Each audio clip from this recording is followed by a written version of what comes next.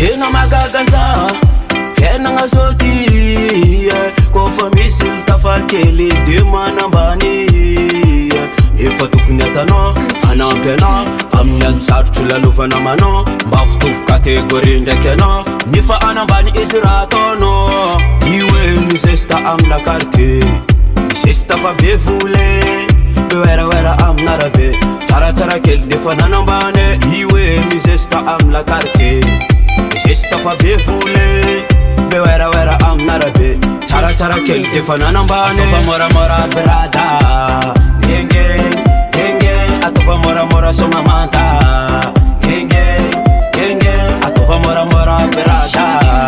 Ngengeng Atova moramora somamanta Ngengeng Iwe tsara plasize Manambany tsisy pase Ty mipetaka am tsisy ditine Namantalo ataony saritseye Iwe tsara plasize Manambany tsisy pase Ty mipetaka am tsisy ditine Namantalo ataony saritseye Iwe mizesta amina quartier Misesta fa be vole Bewera amin'arabe Tsaratsara kely defa nanambany Iwe mizesta amina quartier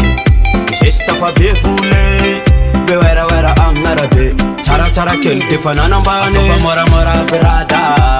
Ngengeng Atova moramora somamanta Ngengeng Atova moramora brada Ngengeng Atova moramora somamanta Ngengeng Oh tsara plasize Manambany tsisy pase Ty mipetaka am tsisy ditine Namantalo ataony saritseye Iwe fa tsara plasize Manambany tsisy pase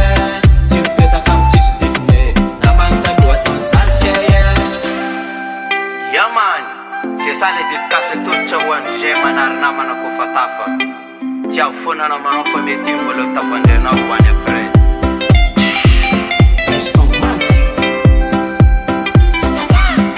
on the beat. Iwe mizesta amina quartier Misesta fa be vole Bewera amin'arabe Tsaratsara kely defa nanambany Iwe mizesta amina quartier Misesta fa be vole Bewera amin'arabe Tsaratsara kely defa nanambany Atova moramora brada Ngengeng Atova moramora somamanta Ngengeng Atova moramora brada Ngengeng Atova moramora somamanta Ngengeng LB Production.